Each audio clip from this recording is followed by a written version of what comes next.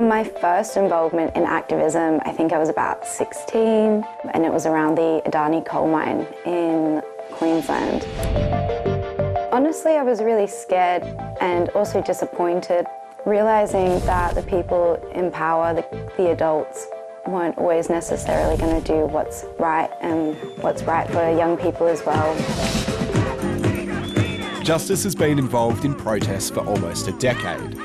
In the beginning, it was a lot of campaigning. The first group that I was involved with was AYCC, Australian Youth Climate Coalition, and we had a lot of focus on consulting with governments and doing campaigns that way. It was just young people trying to be heard and have meaningful conversations.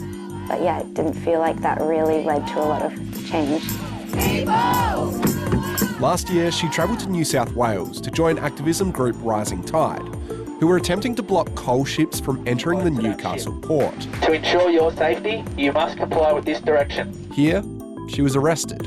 It feels like often protesting, I guess the legal ways, the polite ways, you're still not seen and often ignored, and we see a little change come from that. But when we move into things that are more disruptive, that demand your attention, you can't look away anymore, and change does happen. Show me what democracy looks like! This is what democracy looks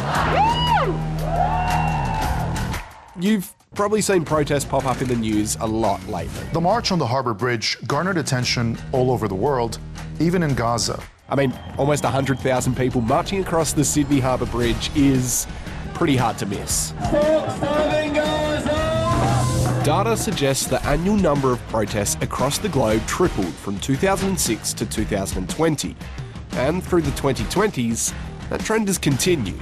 Protest has been a really, really important feature of how we've achieved really good things like marriage equality and First Nations land rights. And I know there's still a lot of work to do there.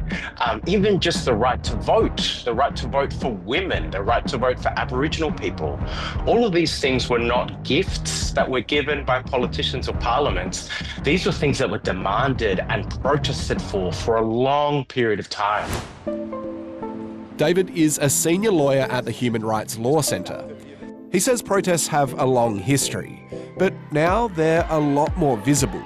Before we had smartphones and the internet, you had to kind of run into a protest to know that it was happening. Whereas now there's a lot of really high profile protests for things like protecting the environment, for ending wars.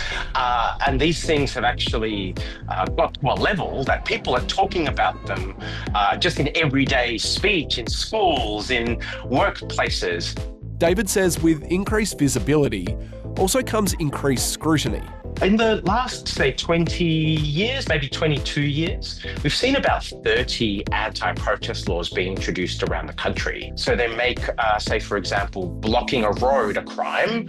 And not only do they make blocking a road a crime, and blocking a road is a pretty normal feature of protest, but they attach a really, really high penalty for something like that. In New South Wales, blocking a road without police permission could get you a jail sentence of 2 years or a fine of over $20,000. Queensland, New South Wales, Victoria, Tassie and South Australia have all made changes to protest laws in the last few years, increasing their penalties for disruptive protests. Protest is welcome, but it's got to be done in such a way that is conscious of other people's rights within our community. We want people to be able to protest, but you should do it in a way that doesn't inconvenience people right across New South Wales. David says these changes have given more power to police at protests.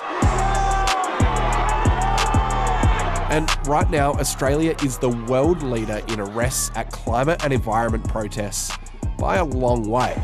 The police have a really important job to do in keeping people safe and keeping footpaths cleared so that people can walk through them. But what we're seeing now is that police are actually taking more of a role in actually deciding whether to allow a protest to happen or not.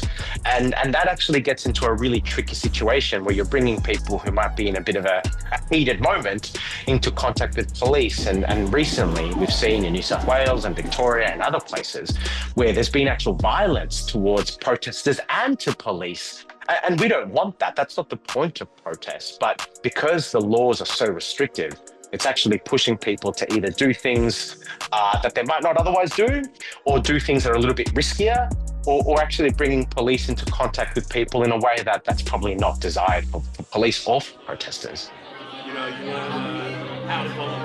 South Australian Grassroots Ecosystem, or SAGE, is a community gathering that happens at the end of every month. And it brings together a lot of community and activist groups across the state. What we're going to do now in the next activity is...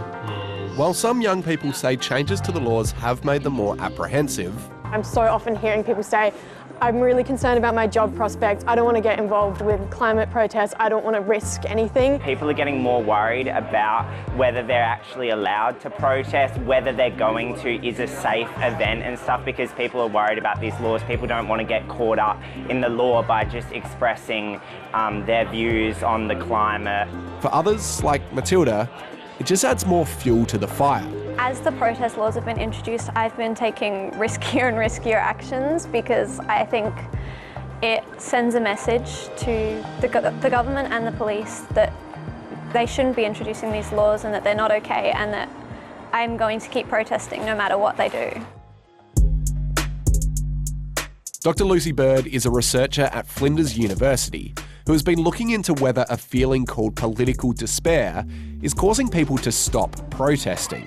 So it's this emotion based on how you're feeling about sort of the status quo and how things are happening socially and politically. So it could be climate change. A lot of young people in particular, feeling despair about the fact that what we're seeing is really unjust, like we should be seeing changes, but we're not. She says about 60% of climate protesters feel political despair, a feeling that nothing is changing. But she also says it's not turning them away. Well, that's what we originally thought it would. We assumed that it would mean that people do step away because you just can't handle it and it's not nice to feel despair. But what we actually found is that even though people were feeling despair, they were continuing to act. People are pretty complex. We feel multiple emotions at once, and often people feeling anger and despair at the same time. You know, you can have really conflicting ideas about nothing's changing, nothing's working, but also having this belief that it can change. Emma Thomas is a professor of social psychology in the same lab as Dr. Bird. She says changes to how people can and can't protest can have a couple of outcomes. I think that the legislative changes have had a dampening effect on protests, and I think that they've had a dampening effect on collective actions, primarily in the context of climate protests. We did a really quite complex computational simulation, actually, of what happens when you repeatedly repress protest over long periods of time, and what happens at a population level. And we showed that you can create really apathetic populations when you repress protest too much, which is very bad for democracy, because our democracies are healthy and vibrant where we have a politically engaged populace. But you can also radicalise a lot of people. So you can have these two extremes, which are very undesirable, I think, for healthy democracies, of a group of people who are disengaged and a group of people who are radicalised and prepared to use violence because the authorities have signalled that they're not prepared to listen to conventional forms of action. I feel more apprehensive in some ways. Of course, I need to think about my future, but at the same time, I think the cost of inaction is so much higher than any fine that you could be given, and ultimately I don't think that people can be bullied or intimidated out of standing up for what's right. Justice says she still often feels like her voice isn't being heard, but that's not going to stop her protesting in the future. Protest works, that's why we do it. Protest is why I can vote as a woman. Protest is why we have, working rights. Ultimately, I know that all the rights that I have now, I have because people have protested in the past, which is also why I protest, because I want people in the future to have rights that I don't have yet now.